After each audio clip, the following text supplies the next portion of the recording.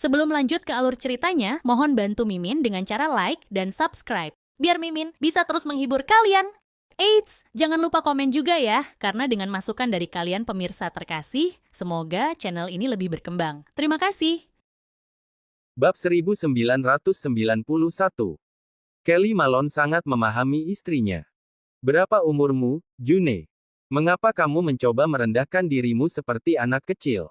Apakah ada gunanya semua ini? Miwa Fujihara mulai terkekeh. Paman Malone, kenapa kamu marah? Kamu tidak bisa menyalahkan Bibi Malone atas apa yang terjadi. Kami hanya ingin tahu seperti apa villa nomor 1 itu dari dalam.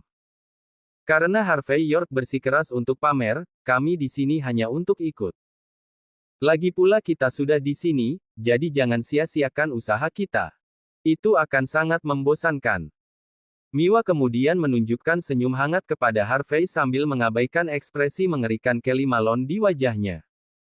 Tuan York, apakah kamu sudah selesai dengan panggilan teleponmu? Apakah kami masih perlu menunggumu sedikit lebih lama? Bukankah kamu mengatakan bahwa villa nomor 1 adalah milikmu? Kalau begitu, biarkan kami masuk jika memang begitu. Jangan berani-berani memberitahu kami bahwa kamu lupa kuncimu. Pintu villa ini harus dikunci dengan kata sandi dan sidik jarimu kan. Lupa kuncimu akan menjadi alasan yang sangat buruk. Miwa melakukan beberapa gestur mengejutkan, membuat para influencer lainnya tertawa sambil menutup mulut. Orang bodoh yang malang seperti dia harus diinjak-injak sampai mati. Tidak ada pilihan lain. Hazel Malone ingin mengatakan sesuatu yang baik demi ayahnya, tetapi kemarahannya mendidih setelah melihat Harvey begitu tenang demi harga dirinya. Dia pantas diejek ketika dia masih berusaha pamer sekarang. Kelly menghela napas. Harvey, sudah minta maaf saja. Kita semua berteman di sini. Tidak ada yang akan menyalahkanmu jika kamu melakukannya. Mengapa kamu masih mencoba memperjuangkan harga dirimu pada saat ini? Kamu tidak bisa berbuat apa-apa kecuali memperburuk situasi. Harvey tersenyum tanpa berusaha menjelaskan apapun. Pada kenyataannya, tidak ada lagi yang bisa dijelaskan. Dia berjalan ke depan dan menekan tombol dengan jari telunjuknya. Setelah mendengar suara ding yang keras, gerbang masuk langsung terbuka. Lampu yang agak redup menyala terang dan mengarah tepat ke arah Harvey. Cahaya itu tampak seperti cahaya suci saat ini, mengejutkan Miwa dan yang lainnya. Beberapa murid Longman berjalan keluar setelah membereskan barang, lalu membungkuk di depan Harvey. Dedak. Tuan York. Selamat datang kembali. Setelah melihat penonton di belakang Harvey, mereka secara naluriah mencabut gelar Harvey lainnya. Murid-murid Longman itu dikirim ke sini oleh Aiden Bauer sendiri. Prianya tampan, dan wanitanya cantik. Ketika mereka membungkuk, itu sangat megah. Setelah mendengar Harvey dipanggil, Tuan York, penonton sangat terkejut. Karena Harvey bisa mengakses gerbang, mungkin karena dia bekerja sebagai satpam atau petugas kebersihan di sini. Tapi setelah melihat para pekerja keluar dan menyapa Harvey seperti ini, semuanya menjadi jelas saat ini. Harvey adalah pemilik tempat itu. Harvey mengabaikan keterkejutan semua orang sambil dengan tenang berkata, "Dua tetuaku ada di sini untuk melihat renovasi. Rapikan tempat itu dan ambilkan teh untuk aku sajikan. Terserah Anda, Tuan York." Murid Longman dengan cepat berbalik dan membersihkan sudut ruangan agar yang lain duduk. Segera setelah itu, seluruh villa menyala terang. Ini untuk memberi tahu semua orang bahwa pemiliknya sudah kembali ke rumah. Bab 1992. Setelah memberikan beberapa instruksi, Harvey York kemudian berkata kepada Kelly Malone, "Tolong tetap di sana sebentar, Paman Malone. Bahan dekorasi ada di mana-mana, jadi agak kotor. Masuklah setelah selesai dirapikan naik ke tempat itu." Pintu masuk villa sangat sunyi saat ini. Semua orang tercengang ketika mereka memandang Harvey seolah-olah mereka melihat hantu. Beberapa influencer bahkan menamparkan wajah mereka sendiri untuk memastikan bahwa mereka tidak sedang bermimpi. Karena tak satu pun dari mereka mengira Harvey tinggal di villa nomor 1. Lagi pula, ini adalah properti keluarga Ling. Kapan Harvey menjadi sedekat ini dengan keluarga Ling? Apakah keluarga Ling adalah orang-orang yang memberi Harvey villa atau dia hanya tinggal di sini? Itu sudah cukup untuk menunjukkan status dan kekuatannya yang luar biasa. Mata Juneli berkedut saat itu. Wajahnya merah padam, seolah-olah dia ditampar berulang kali di wajahnya. Villa nomor 1. Bagaimana ini mungkin? Ini bukan. Hazel Malone menutupi bibir merahnya yang imut sambil menunjukkan ketidakpercayaan dan sedikit kebencian. Setelah menjadi penyiar langsung terkenal di Durin dan menerima sumbangan Tuan Tycoon senilai jutaan dolar, Hazel dan keluarganya dapat tinggal di villa nomor 11. Tapi bagaimana si bodoh yang malang, Harvey, bisa tinggal di villa nomor 1? Villa itu bernilai 150 juta dolar. Villa tidak hanya mewakili kekayaan seseorang tetapi juga otoritas tak terbatas dan kekuatan yang luar biasa. Bagaimana Harvey berhak tinggal di sini? Hazel telah bertindak tinggi dan perkasa di depan Harvey sepanjang waktu, tetapi keunggulannya benar-benar dihancurkan oleh villa nomor 1. Gary Duncan langsung terpana. Dia memiliki cukup banyak uang dan otoritas, tetapi dia tahu betul batasannya. Tidak mungkin dia bisa membeli rumah besar seperti ini. Dan bahkan dengan uang yang sangat besar, tidak ada yang bisa membeli villa seperti itu tanpa koneksi dan listrik. Penghinaan di mata Miwa sebelumnya telah berubah menjadi kelembutan. Penampilannya itu seolah-olah dia ingin memiliki Harvey sebagai miliknya. Para influencer lainnya menunjukkan ekspresi yang sama di wajah mereka. Mereka biasanya mudah tergiur oleh uang. Tidak peduli seberapa murni penampilan mereka di streaming langsung, mereka semua lebih kejam daripada yang lain dalam hal memonopoli sumbangan. Setelah bertemu dengan Taipan yang begitu bijaksana, mereka segera menyingkirkan Gary dan sangat ingin menerkam Harvey. Saat ini, seorang murid Longman berjalan keluar dan membungkuk di depan Harvey. Tuan York, sudah siap. Setelah mendengar kata-kata itu, Harvey tersenyum lalu memandang ke arah Kelly dan yang lainnya. Paman Malone, ayo masuk. Ekspresi Kelly tampak lelah. Dia merasa seperti berada dalam mimpi. Setelah melihat set sofa kayu perwut bunga kuning dari Styport, Kelly sangat terkejut. Set sofa itu sendiri berharga setidaknya ratusan dan ribuan dolar.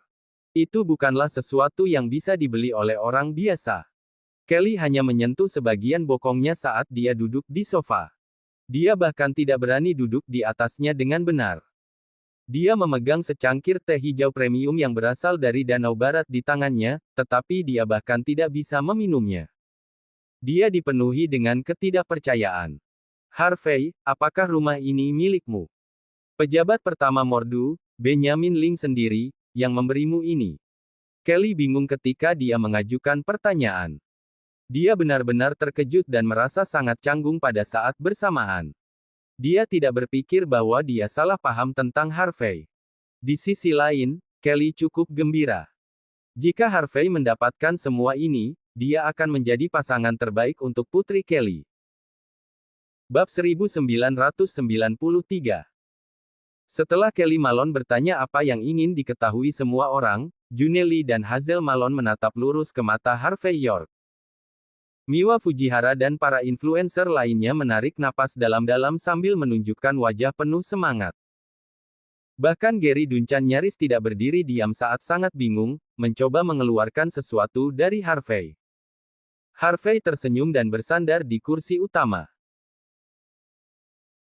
Tuan Ling memberikan ini padaku. Awalnya aku tidak terlalu tertarik. Harvey menjelaskan dengan acuh tak acuh.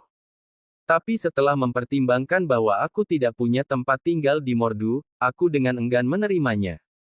Dikatakan demikian, formalitasnya bahkan belum selesai. Setelah mendengar Harvey membicarakan hal ini tanpa peduli di dunia, seteguk darah hampir menyembur keluar dari mulut semua orang.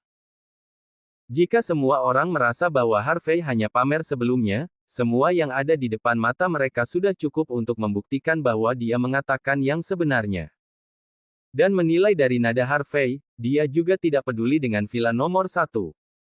Sedikit penghinaan bisa terdengar dalam nada suaranya. Dia bahkan meminta orang untuk merombak tempat itu juga.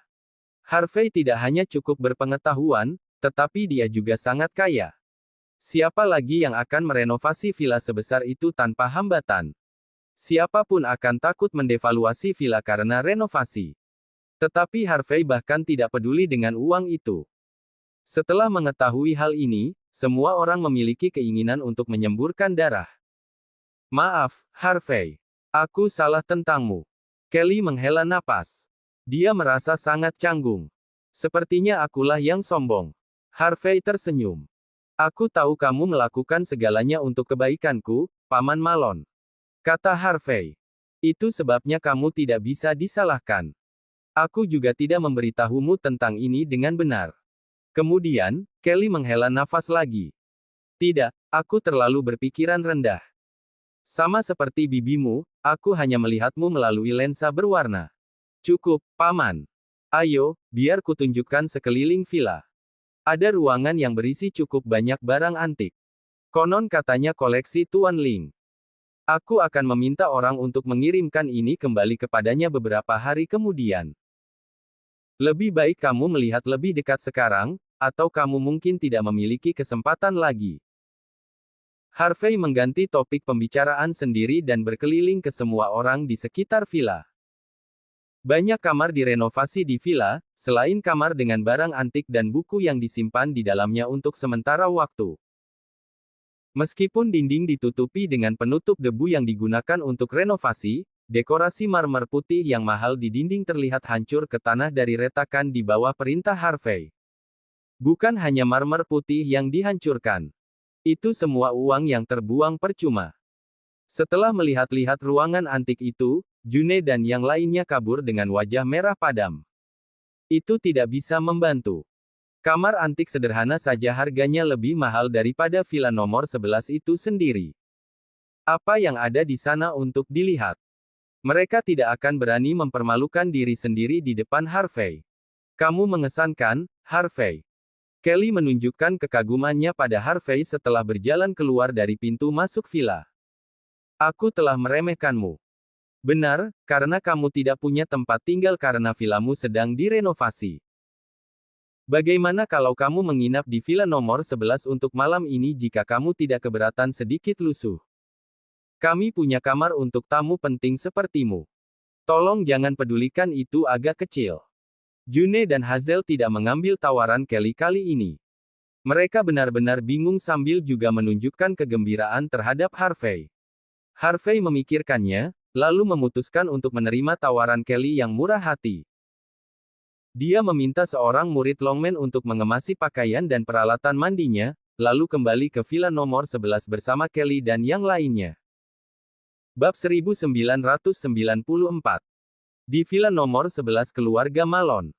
Semua orang masih sangat canggung. Tidak ada yang mengatakan sepatah kata pun. Kelly Malone tidak menyia-nyiakan waktu untuk menyiapkan ruang tamu VIP untuk Harvey York. Yvonne Xavier dan yang lainnya juga ditugaskan untuk tinggal di lantai 2 sebagai tanda hormat. Gary Duncan juga tinggal di sini. Dan sementara Miwa bisa mendapatkan kamar, tidak ada cukup kamar untuk tempat tinggal influencer lainnya.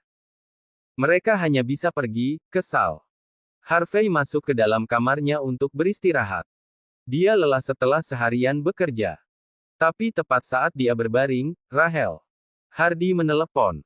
Pemimpin cabang, apakah wakil pemimpin cabang Walker menelepon Anda? Dia memberitahu Anda tentang perjamuan malam bukan? Di sisi lain telepon, nada hormat Rahel bisa terdengar. Harvey tersenyum. Dia mengirimiku pesan sebelum mengatakan bahwa akan ada perjamuan malam yang dia ingin aku hadiri minggu depan. Dia bilang itu untuk memperbaiki retakan di cabang Longman Mordu setelah kekacauan. Sekarang semuanya sudah berkumpul, setiap keluarga dan semua bisnis yang terkait dengan Longman tentu akan diundang untuk berkumpul. Pertemuan itu akan mendekatkan semua orang yang berhubungan dengan cabang Longman Mordu. Tapi yang paling penting adalah aku bisa mengumumkan secara resmi penunjukanku di sana. Harvey menghela nafas panjang pada saat ini. Seperti yang diharapkan dari seekor rubah tua. Dia tahu jalan dunia lebih baik daripada aku. Tetapi dengan itu dikatakan, Harvey menolak tawaran itu. Dia harus berhati-hati untuk menjalankan bisnisnya di Mordu. Acara publik seperti ini sama sekali tidak cocok untuknya. Pemimpin cabang, karena Anda tahu tujuan perjamuan malam ini, mengapa Anda menolaknya? Rahel bertanya dengan hormat. Lagi pula, semua orang ingin melihat sekilas pahlawan di balik layar. Apakah benar-benar membuat banyak perbedaan apakah aku pergi atau tidak? Lagi pula, cabang Longmen Mordu sudah terintegrasi. Kau akan baik-baik saja mewakiliku. Pemimpin cabang, banyak murid dan sekutu Longmen benar-benar ingin melihat seperti apa penampilan Anda. Aman untuk mengatakan bahwa hati mereka tidak akan pernah puas jika Anda tidak muncul. Saat ini, Anda adalah satu-satunya orang dari cabang Longmen Mordu yang dapat mengendalikan situasi. Perjamuan malam ini disiapkan hanya untuk Anda. Jika Anda tidak datang, itu tidak ada artinya. Hanya jika Anda muncul, cabang Longmen Mordu akan mendapatkan kembali kejayaannya dan membiarkan para murid melihat masa depan cabang tersebut. Ketika itu terjadi, tidak masalah jika kita berperang melawan kekuatan asing atau penjajah negara. Mereka akan memiliki keberanian untuk melawan lebih keras lagi. Itulah mengapa saya sangat menyarankan Anda untuk hadir, pemimpin cabang. Setelah mendengar ucapan Rahel yang menyentuh hati, kepala Harvey berdenyut-denyut parah. Dia sama sekali tidak tertarik dengan acara seperti ini, tetapi dia tahu betul bahwa Rahel benar. Tempat Mordu sangat penting secara internasional. Tempat itu dipenuhi dengan kebaikan dan kejahatan. Tanpa cabang Longmen Mordu mengambil kendali, daerah itu cepat atau lambat akan menjadi bencana. Dan karena Harvey adalah satu-satunya orang yang dapat mengendalikan situasi, tampaknya tidak masuk akal jika dia tidak hadir. Beberapa bahkan mungkin meragukan bahwa yang disebut pemimpin cabang ini ada. Tanpa berpikir dua kali, Harvey mendesah lagi. Baik, aku akan pergi ke perjamuan tepat waktu ketika itu terjadi.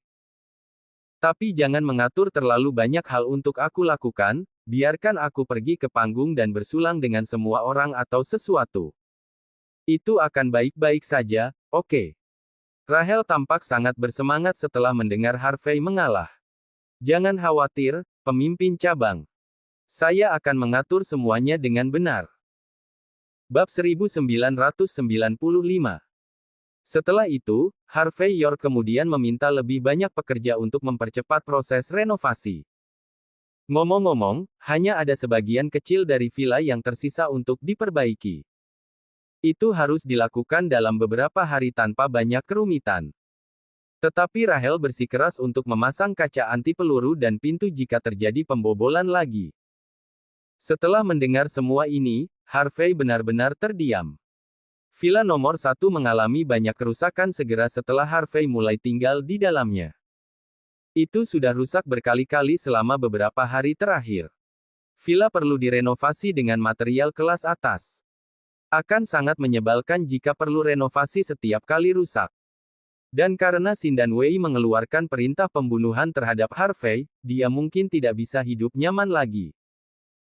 Tanpa berpikir dua kali, Harvey memiliki keinginan untuk menantang Aula Kendo Sindan Wei di Mordu. Namun setelah mempertimbangkan bahwa beberapa hal tidak dapat diselesaikan hanya dengan membunuh, Harvey menahan diri. Harvey menghela nafas panjang setelah berurusan dengan masalah yang ada. Setelah mandi, seseorang mengetuk pintu setelah berganti piyama. Harvey membeku. Dia mengira Yvonne Xavier yang mengetuk pintu. Dia secara naluriah membuka pintu. Namun di saat berikutnya, seorang wanita dengan aroma yang menyenangkan segera menyelinap masuk ke dalam ruangan. Harvey berbalik. Dia terdiam. Orang yang masuk ke kamarnya bukanlah Yvonne sama sekali melainkan Miwa Fujihara sendiri, yang hanya mandi setengah jalan. Orang asing palsu ini menutupi tubuh seksinya hanya dengan satu handuk sementara rambutnya masih basah kuyup. Lengan dan kaki ramping yang dia pamerkan adalah yang paling empuk, menggoda siapapun untuk membawanya pulang dan bermain dengannya. Miwa, saat ini, dipenuhi dengan godaan yang aneh. Setelah sadar kembali, Harvey dengan dingin bertanya. Apakah ada yang kamu butuhkan, Nona Fujihara? Maaf, Tuan York. Tidak ada air panas tersisa di kamar mandiku. Dan aku belum selesai membersihkan diri. Apakah tidak apa-apa jika aku menggunakan milikmu sebagai gantinya? Miwa bahkan tidak memberi Harvey kesempatan untuk berbicara ketika dia bergegas masuk dan menyalakan showernya. Kamar mandi memiliki desain kaca temperet. Miwa membiarkan gorden terbuka untuk memastikan dia terlihat bergoyang di sekitar pancuran.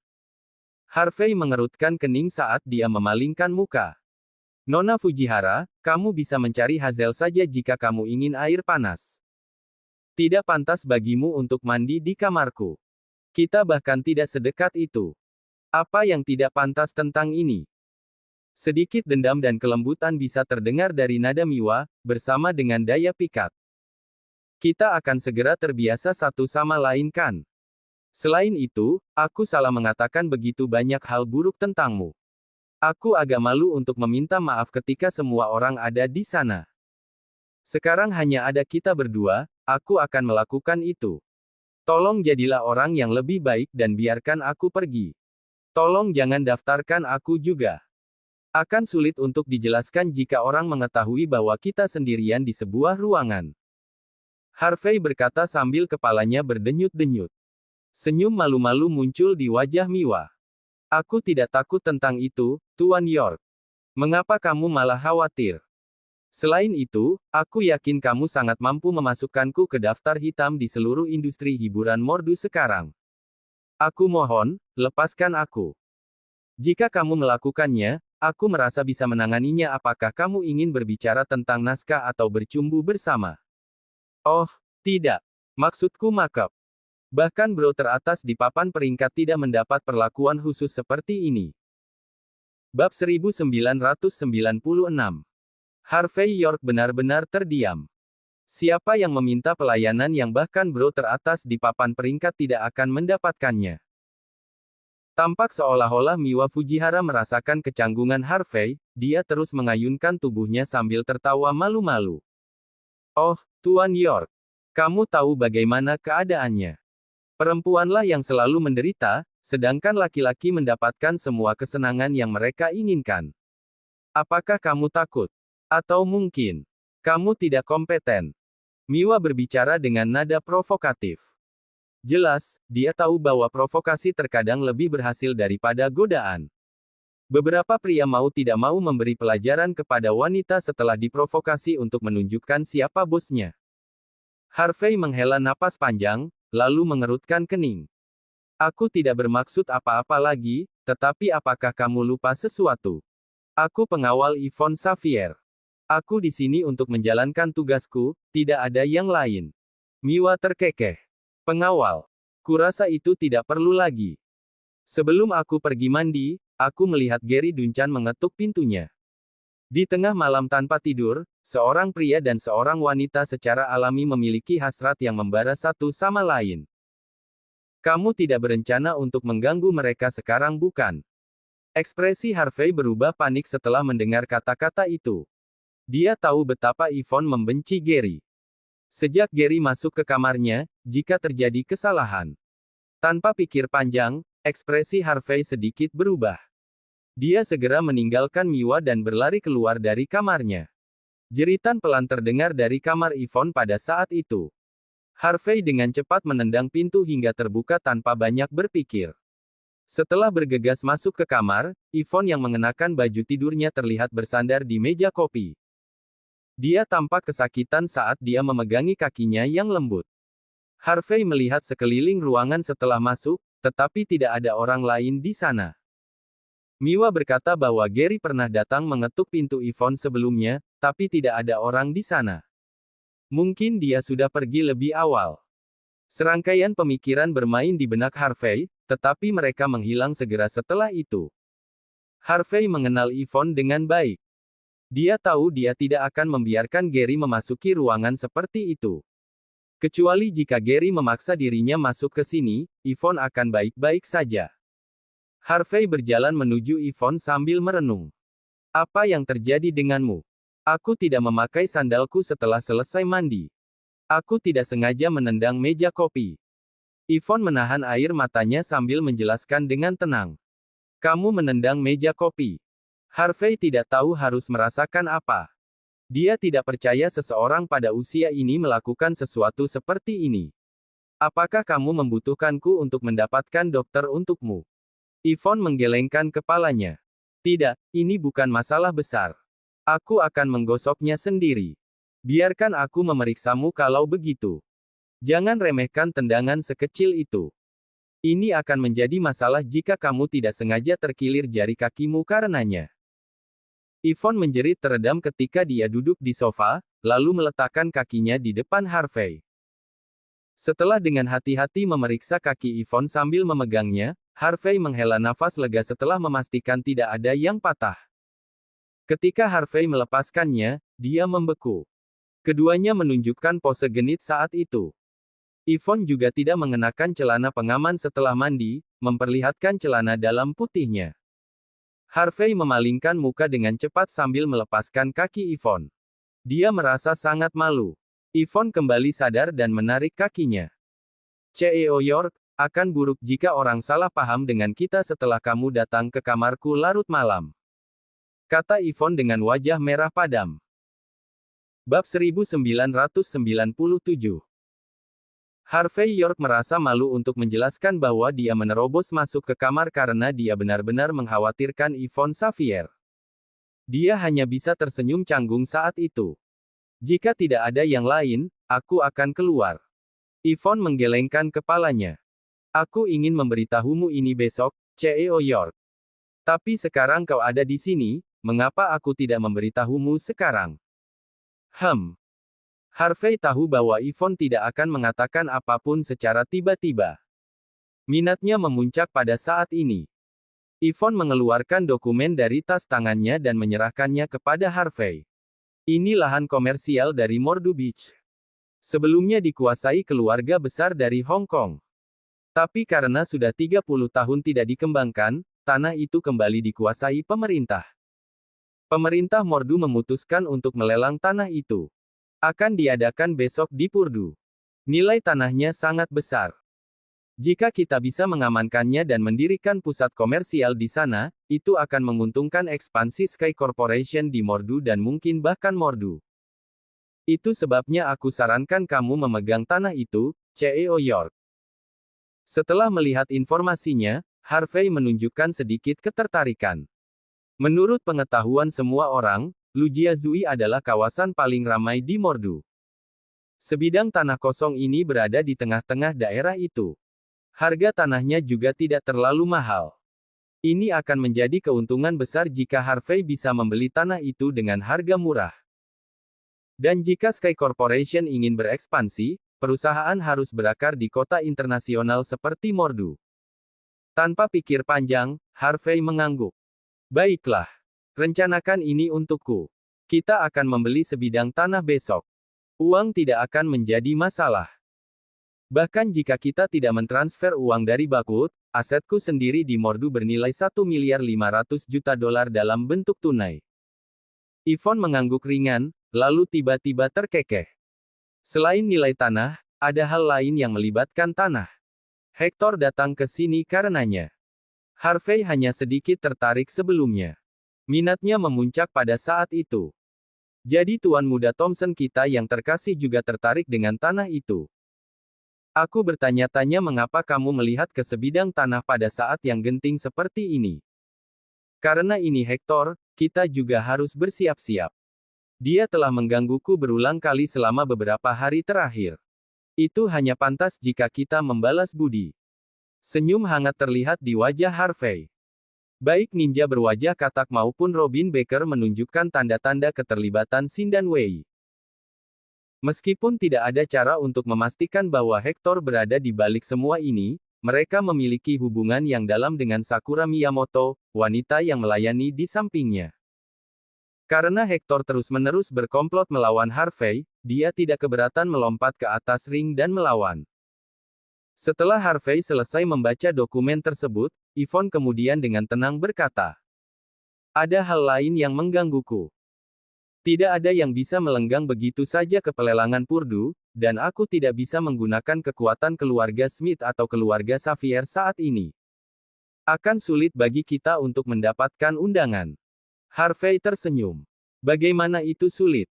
Dia dengan tenang berkata, Satu untuk kita masing-masing sudah cukup kan? Harvey dengan santai meneruskan pesan. Dengan statusnya saat ini di Mordu, dia bahkan bisa mendapatkan 2.000 undangan lelang, apalagi hanya 2. Bab 1998.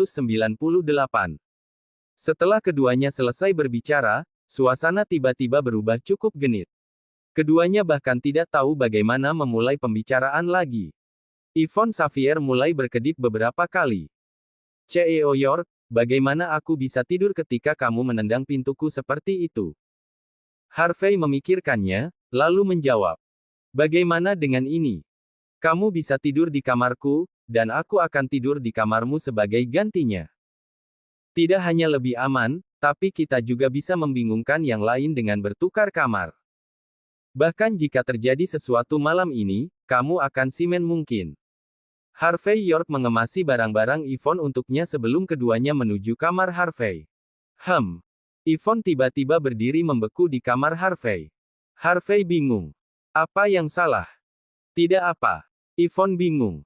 Dia mencium sesuatu yang sangat menyenangkan, tapi itu adalah sesuatu yang bukan milik seorang pria. Itu juga rumah baru. Bagaimana mungkin ada bau yang begitu enak? Setelah melihat ekspresi bingung Yvonne, Harvey tertawa terbahak-bahak. Apa menurutmu aku menyembunyikan seorang wanita di sini? Yvonne mengernyit. CEO York, meskipun begitu, itu bukan urusanku. Kata Yvonne. Harvey terdiam. Dia ingin bertanya apakah Yvonne ingin menjalin hubungan dengannya atau tidak. Tapi sebelum dia sempat berbicara, pintu kamar mandi terbuka. Seseorang dengan bau yang menyenangkan keluar. Tuan York, bisakah kamu mengambilkanku handuk? Aku basah kuyup. Wajah tak asing kemudian berjalan di depan Harvey dan Yvonne. Wajah Miwa Fujihara terlihat menawan seperti biasanya saat dia menunjukkan tatapan yang cukup provokatif. Bahunya yang harum dan kakinya yang ramping yang dia ungkapkan sudah cukup membuat Harvey pusing. Yvonne membeku, lalu menunjukkan ekspresi sedingin es. Miwa, kenapa kamu ada di sini? Kenapa kamu masih di sini? Harvey berteriak setelah terkejut. Ah, Nona Xavier. Setelah melihat Harvey dan Yvonne berteriak, Miwa dengan marah membanting pintu kamar mandi hingga tertutup. Jangan salah paham dengan kami. Aku di sini hanya untuk mandi. Miwa menutupi tubuhnya dengan handuk. Kamar mandiku rusak. Kami tidak melakukan apa-apa, jadi tolong percaya pada Tuan York. Miwa tersenyum hangat saat dia melambai pada Harvey. Maaf, Tuan York. Aku akan pergi. Kita akan membicarakan naskahnya lain kali.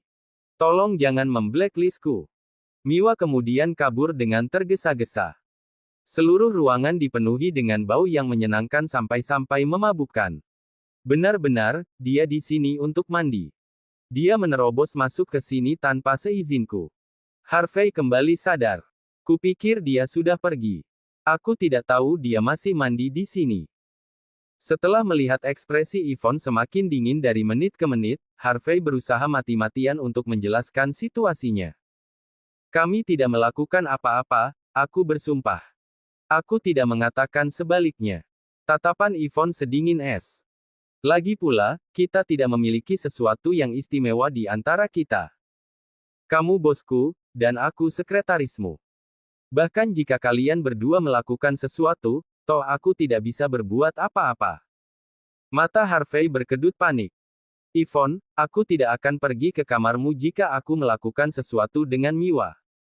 Aku akan mengunci kamar dan sudah melakukannya. Selain itu, aku tidak akan menyarankan kamu bertukar kamar denganku jika aku melakukannya. Kamu benar-benar orang yang licik sekarang, CEO York. Apa menurutmu tidak ada yang bisa menjagamu sekarang setelah istrimu pergi? Bab 1999. Jujur. Kamu sengaja memamerkan villa nomor 1-mu ke Miwa Fujihara karena kamu ingin seorang influencer populer melemparkan dirinya ke arahmu, bukan? Kamu bahkan memberitahunya bahwa kamu akan memasukkannya ke daftar hitam. Apakah kamu ingin membiarkan dia mengambil inisiatif untuk mendatangimu dan membicarakan naskahnya? Yvonne menyipitkan matanya dan berjalan mengitari ruangan, seolah sedang mencari bukti kejahatan. Harvey menganggap tindakannya tidak masuk akal. Jika Mandy datang dan mencoba menyelidiki bukti kriminalnya, biarlah. Tapi apa yang Yvonne lakukan sekarang? Dia menghela nafas dan segera berkata, "Yvonne, kamu kenal aku. Aku paling benci orang asing. Bagaimana aku bisa tertarik pada Miwa Fujihara? Jangan khawatir. Sama sekali tidak ada apa-apa di antara kita. Berhenti membuat keributan." Harvey tahu betul bahwa Yvonne sangat jelas tentang fakta bahwa dia tidak akan pernah bersama Miwa Fujihara. Yvonne agak cemburu pada Miwa. Namun, orang itu sendiri gagal menyadari kecemburuannya yang mulai tumbuh. Maka, suasana ambigu antara Yvonne dan Harvey menjadi semakin canggung. Yvonne mengerutkan hidungnya karena tidak senang. "CEO York, apa maksudmu dengan membuat keributan? Aku punya nomor telepon kakak iparku. Dia pernah mengatakan kepadaku bahwa jika kamu datang ke Mordu, aku harus membantunya menjagamu dan mencegahmu main-main dengan wanita lain. Bagaimana kalau aku meneleponnya sekarang dan melihat apakah dia percaya padamu?" Harvey merasakan sakit kepalanya. Jangan, jangan. Kamu tidak perlu pergi sejauh itu. Meskipun dia tahu bahwa Mandy akan percaya padanya, dia akan mendapat masalah serius jika ibu mertuanya, Lilian, mengetahui hal ini. Yvonne percaya bahwa Harvey tidak bersalah. Tetapi ketika dia mengingat bagaimana Miwa melakukan apa yang ingin dia lakukan tetapi tidak pernah memiliki keberanian untuk melakukannya, dia merasa sangat marah. Dia merasa perlu mengambil kesempatan ini untuk memperingatkan Harvey. Kemarin, ada Kate Walker. Hari ini, Miwa Fujihara. Apakah akan jadi Hazel Malone besok? Harvey tidak tahu apa yang berkecamuk di benak Yvonne. Saat ini, dia hanya bisa menghela nafas tak berdaya. Apa ini? Tiba-tiba, Yvonne mengeluarkan celana dalam berenda dari tempat tidur dan melemparkannya ke arah Harvey dengan marah. "CEO York. Memikirkan hal seperti ini, aku mengacak-acak tempat tidurmu. Apa lagi yang bisa kamu katakan untuk dirimu sendiri? Apakah dia sengaja meletakkannya di tempat tidurmu agar kamu merasakan apa yang ditawarkan Island Nation? Atau apakah kamu memiliki hobi khusus, CEO York?" Harvey sakit kepala. Bagaimana dia harus menjelaskan ini? Dia tidak pernah berharap Miwa begitu tidak tahu malu sehingga dia berani melakukan tindakan seperti itu. Bagaimana dia harus menjelaskan ini? Yvonne mendekat dan menatap Harvey dengan hati-hati. Dia kemudian mengeluarkan teleponnya dan berkata dengan waspada. "CEO York, aku pikir ada yang tidak beres denganmu akhir-akhir ini, kamu menjadi sangat populer di kalangan wanita. Kurasa sebaiknya aku berbicara dengan kakak ipar." Harvey menghela napas. "Oke, kamu bisa meneleponnya. Tapi meskipun kamu melakukannya, aku tidak bersalah." Yvonne memandang Harvey dengan samar. Setelah beberapa saat, dia terkikik dan berkata, "CEO York, apa menurutmu aku terlihat seperti gadis kecil yang cemburu tadi?" Harvey terdiam. Terkadang Yvonne bersikap lembut dan masuk akal, tetapi terkadang dia sombong dan keras kepala. Kombinasi dari dua kepribadiannya yang kontras memberinya pesona yang sangat aneh. "Yah, aku akan memaafkanmu untuk hari ini. Pergi dan tidurlah." Yvonne mendorong Harvey keluar ruangan. Setelah dia pergi, dia bersandar di pintu dan tertawa pelan pada dirinya sendiri. Bab 2000. Keesokan paginya, pukul 10. Purdue Auction House adalah organisasi lelang semi-legal. Konon, selain pejabat pemerintah Mordu, semua keluarga papan atas di Mordu memiliki andil di dalamnya. Secara sederhana, rumah lelang ini mewakili keuntungan seluruh kalangan atas Mordu. Karena itu, tak ada seorang pun yang berani membuat masalah di rumah lelang ini. Bahkan para pemimpin dunia bawah tanah yang paling berkuasa pun bersikap rendah hati di sini. Jika terjadi konflik, mereka akan segera menyelesaikannya tanpa banyak keributan. Mereka sendiri tidak dapat menjamin keselamatan jika bertindak arogan dan terlalu mencolok. Yvonne tiba di rumah lelang sejak pagi hari. Dia duduk di pojok ruangan, lalu menunggu dalam diam. Untuk lelang kali ini, Harvey telah bertekad untuk membeli sebidang tanah di Lujiazui. Selain untuk keperluan ekspansi Sky Corporation di Mordu, alasan mendasar lainnya adalah karena lelang ini dapat dianggap sebagai konfrontasi dengan tuan muda Hector Thompson. Harvey ingin memastikan karisma dan kemampuan tuan muda Thompson. Bagaimanapun juga, dia adalah salah satu dari 4 tuan muda Wolsing yang berhasil membuat Xindan Wei dari Island Nation secara sukarela menjadi bawahannya. Lelang pun dimulai. Semua barang yang dilelang hari itu sangat bernilai tinggi. Seorang juru lelang wanita dengan wajah cantik dan riasan yang anggun memimpin jalannya lelang di atas panggung dengan sedikit rona merah di wajahnya. Barang pertama yang dilelang adalah porselen Tiongkok yang halus, dihiasi dengan motif tapak naga dan burung phoenix. Ini adalah karya seni berkualitas tinggi. Meskipun harga dasar barang ini hanya $800.000, siapapun yang memahami nilainya tahu bahwa harga pasar barang ini setidaknya $3,1 juta. Menawarkannya dengan harga serendah itu hanyalah cara untuk membuka suasana lelang hari itu. Barang-barang lain yang dilelang kemudian juga tidak kalah bernilai, membuktikan betapa spektakulernya lelang pada hari itu. Tidak lama, harga tawaran untuk porselen pertama ditetapkan pada $3,9 juta. Tuan muda yang memenangkannya tampak sangat antusias dengan pembeliannya. Bagaimanapun, mendapatkan keramik dengan harga tersebut sungguh menguntungkan. Satu persatu, barang-barang yang lebih bernilai dilelang. Saat acara hampir berakhir, pintu aula lelang yang sebelumnya terkunci tiba-tiba ditendang terbuka. Seorang pria mengenakan setelan Saint Laurent Le Smoking dengan rambut disisir rapi ke belakang masuk dan memimpin rombongan. Dia memiliki aura kebangsawanan yang tak terucapkan, ditambah wajah tampan yang memesona. Sakura Miyamoto, nona muda dari Miyamoto Corporation dan murid terdekat dari penguasa Xindan Wei di Island Nation, melangkah angkuh di sisinya. Dia mengenakan gaun hitam kecil dari Givenchy, memperlihatkan lengan ramping dan bahu mulusnya. Kaki jenjangnya membuat semua orang terpukau. Wanita secantik itu bagaikan peri dari dunia lain. Hanya dengan berjalan biasa pun, dia bisa memikat siapa saja. Sayangnya, tak ada satupun orang di ruangan itu yang mampu menarik perhatiannya. Baginya, satu-satunya orang yang layak dilihat adalah tuan muda Hector Thompson. Aura Hector Thompson yang merupakan salah satu dari 4 tuan muda Wolsing sangat terasa. 6 pangeran Mordu dan 4 tuan muda Hong Kong tidak sebanding dengan 4 tuan muda Wolsing, yang dengan mudah dapat berkuasa di kalangan elit negara H.